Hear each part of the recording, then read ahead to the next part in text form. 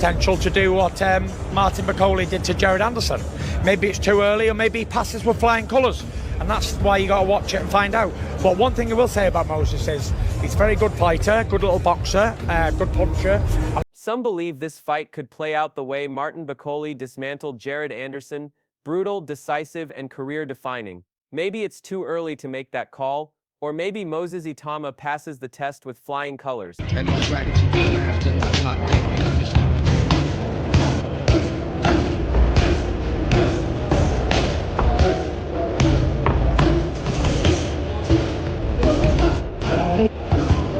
Either way, it's the kind of fight you have to watch unfold in real time. Moses isn't just a good prospect, he's a complete package. Sharp skills, heavy hands, and a ring IQ beyond his years.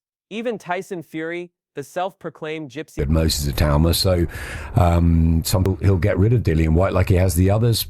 Maybe not. Maybe Dillian's too much for him at this stage, which is why... King couldn't hide his reaction when footage surfaced of Moses's latest training session with Thomas Carty. It wasn't just impressive, it was downright frightening.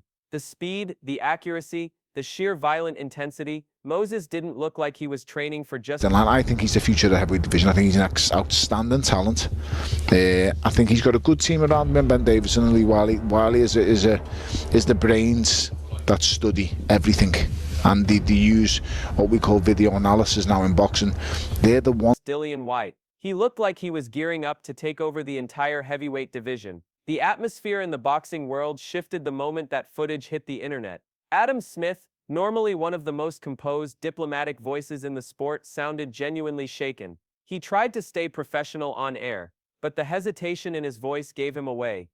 Years old, who's got his always faculties right, getting trained by one of the best trainers in the United Kingdom, and then mate, it's like you got more chance of winning the lottery than you beating that Moses Itauma, let's be honest. He'd seen something in Moses that went beyond promising talent. He saw a genuine threat to every top heavyweight in the world. Then came Tony Bellew. Never one to tiptoe around his opinions, Bellew didn't sound like a commentator hyping a contender. He sounded like a man issuing a warning. His tone was filled with concern, not excitement. This wasn't the usual pre-fight hype. Bellew made it clear, this class... Dillian had a slightly more experienced amateur career, but not much.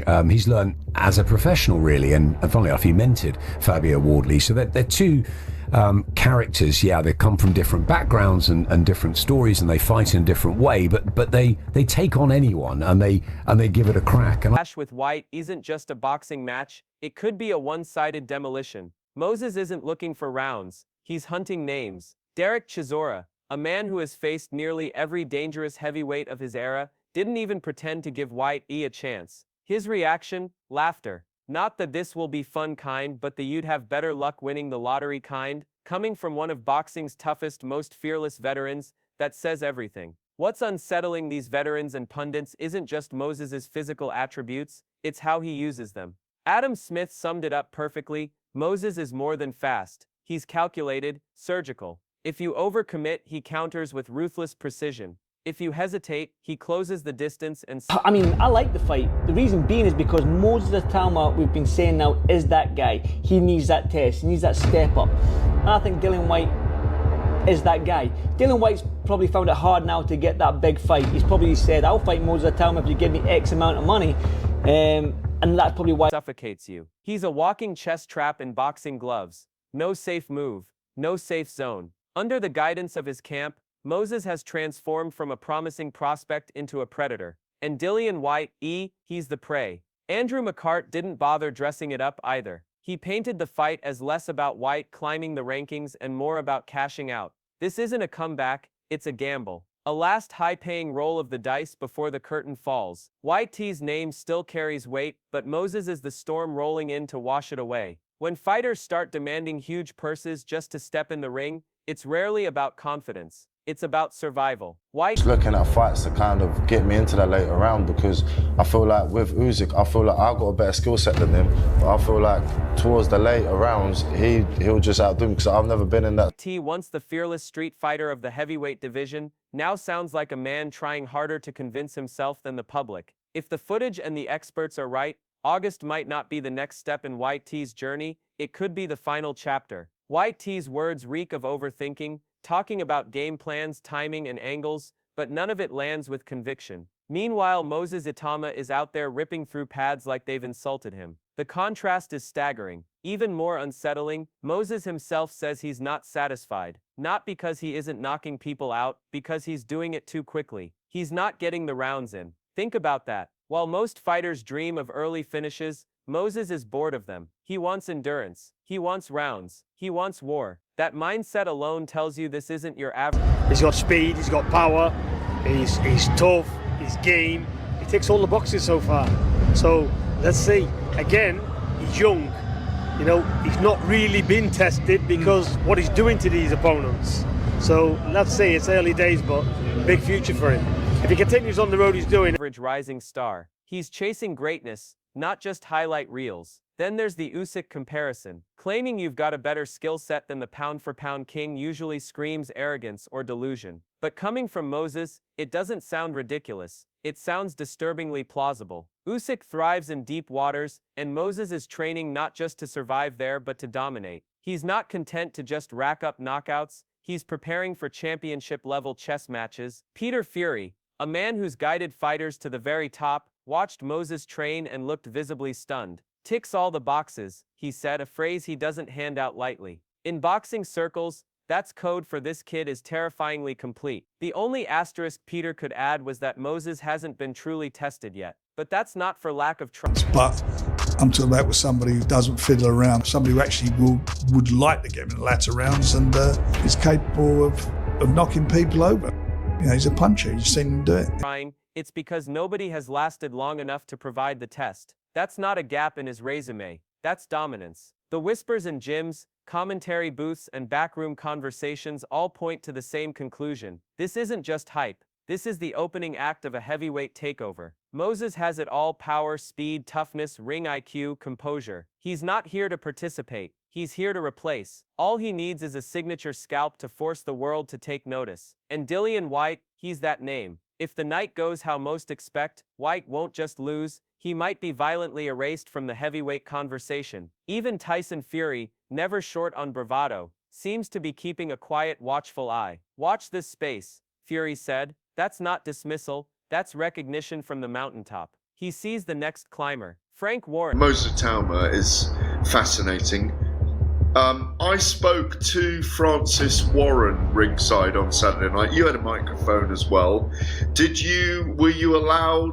A promoter who's handled legends, doesn't waste praise on empty hype. When he talks about Moses, it's with the tone of a man who knows he's looking at the return of old-school heavyweight danger. Moses isn't just winning, he's folding opponents like lawn chairs. Fast, brutal, efficient. Fans and critics keep asking when Moses will finally be dragged into deep waters. But here's the truth.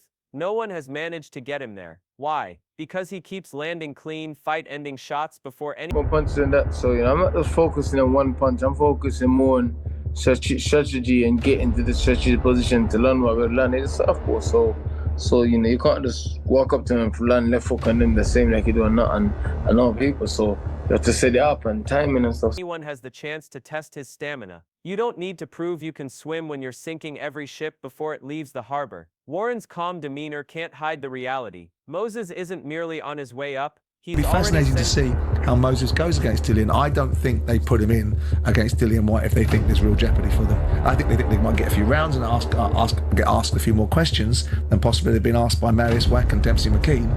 But I don't think much. Shockwaves through the division. Now Whitey, as some have started calling him, finds himself next in line. And we all know how these stories end. For the veteran, it's rarely pretty. Even Gareth A. Davies, usually measured in his coverage, has... The Daily Mail's reported tonight that Boxer and Sky Sports are not renewing their deal with Boxer. Is this the last time we're going to see Johnny Nelson for some time?